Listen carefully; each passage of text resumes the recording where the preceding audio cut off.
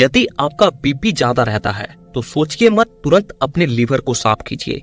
यदि आपके अंदर 5 साल पहले वाली ऊर्जा नहीं है तो सोचिए मत, तुरंत अपने लीवर को साफ कीजिए। अंग्रेजी दवाइयों का सेवन किए हैं या फिर बहुत ज्यादा बियर, दारू, सिगरेट, इन सब चीजों का सेवन किए हैं, या फिर आपको खाया पिया शरीर में नहीं लगता है, वजन बढ़ाना और घटाना दोनों मुश्किल हो चुका है और आप बहुत जल्दी बीमार पड़ रहे हो, तो सोचिए मत, तुरंत अपने लीवर को साफ कीजिए। आपके मन में ये सवाल आ रहा होगा कि कैसे हम लोग अपने लीवर की सफाई कर सकते हैं। तो देखिए, शरीर के इस अंग को लीवर कहते हैं, जिसे हिंदी में जिगर भी कहते हैं। ये हमारे शरीर का सबसे बड़ा अंदरूनी अंग है, जिसे दूसरा दिमाग भी कहा जाता है, और इसे इंग्लिश में गट ब्रेन कहते हैं। और ऐसा इसलिए क्योंकि ये अपना डिसीजन खुद लेता है और ये एक चौकीदार की तरह काम करता है। इसके बिना हमारे शरीर की कल्पना भी नहीं की जा सकती है। इसका जो वजन होता है वो 2.5 kg का होता है, और इसके काम के बारे में आपको पता लग जाए तो आज से ही आप अपने लीवर का ध्यान रखना स्टार्ट कर दोगे। लीवर एक तरह से चौकीदार की तरह काम करता है।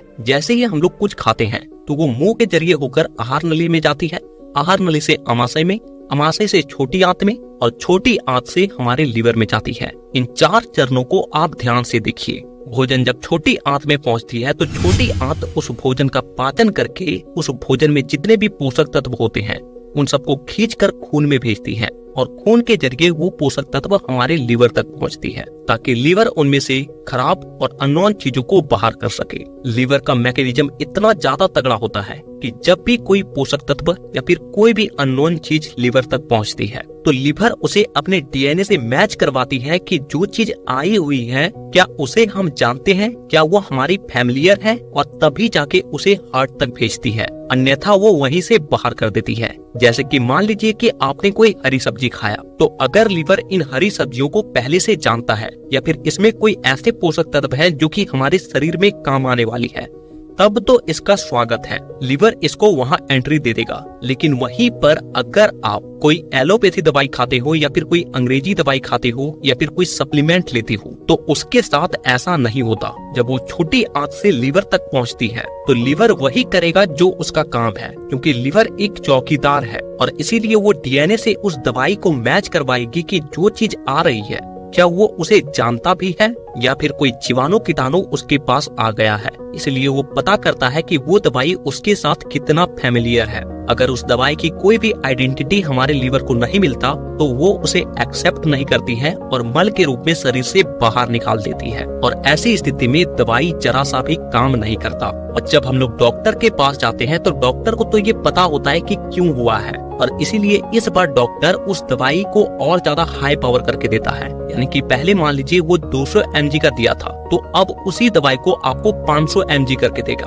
अब यहाँ पे होता क्या है कि हमारे लीवर की भी एक कैपेसिटी है किसी चीज को रोकने का। हमारे लीवर की कैपेसिटी अगर 200 mg रोकने का है और आप उसमें 500 mg डाल रहे हो तो वो 200 mg तो आसानी से रोक लेगा, लेकिन बाकी के जो 300 mg है वो हमारे शरीर के अंदर इंटर कर जाएगी, हमारे ब्लड में चल जाएगी और वो अपना काम करना स्टार्ट कर देगी। लेकिन ऐसी स्थिति में हमारे लीवर का जो एंटीबॉडी होता है वो बहुत ज्यादा डैमेज हो जाता है, और इसीलिए हमें अक्सर ज्यादा दवाई खाने से मना किया जाता है। ठीक यही चीज तेल से बनी चीजें, मैदे से बनी चीजें और जितने भी फास्ट फूड होते हैं उनके साथ भी यही होता है। जब ऐसी चीजें हमारे लीवर तक पहुंचती है तो हमारा लीवर उसे रोकने का काम करता है, लेकिन वो बहुत ज्यादा क्वांटिटी में होने की वजह से हमारा लीवर उसे रोक नहीं पाता और वो उल्टा हमारे लीवर को डैमेज करने लग जाती है, और वही जो गंदे खाने होते हैं वो हमारे शरीर में खून के जरिए ट्रेवल करती है और नई नई बीमारियों का रूप लेती है। जब ये खून के जरिए हमारे हृदय में पहुंचती है तो हार्ट अटैक जैसी समस्या आती है।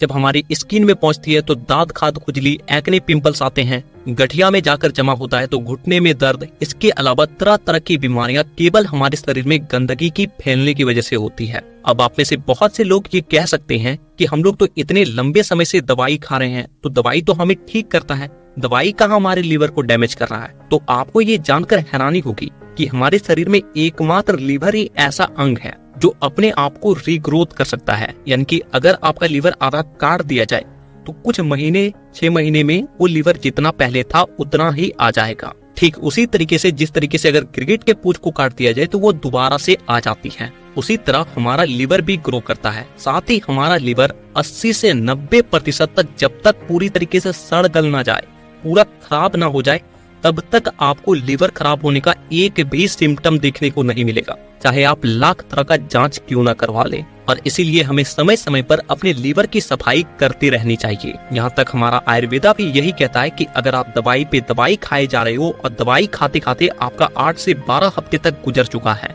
तो ये आपके लीवर को डैमेज करना शुरू कर देती है। और इसीलिए अक्सर हमें दवाई को कम से कम खाने के लिए कहा जाता है, क्योंकि लीवर हमारे शरीर के अंदर 300 से भी ज्यादा प्रकार के कार्य को करता है। तो अब हम लोग उस अद्भुत तरीके के बारे में जानते हैं, जिसके मदद से केवल एक हफ्ते में, केवल 7 दिन के अंदर अपने लीवर को आप पूरी तरीके से डिटॉक्स कर सकते हो।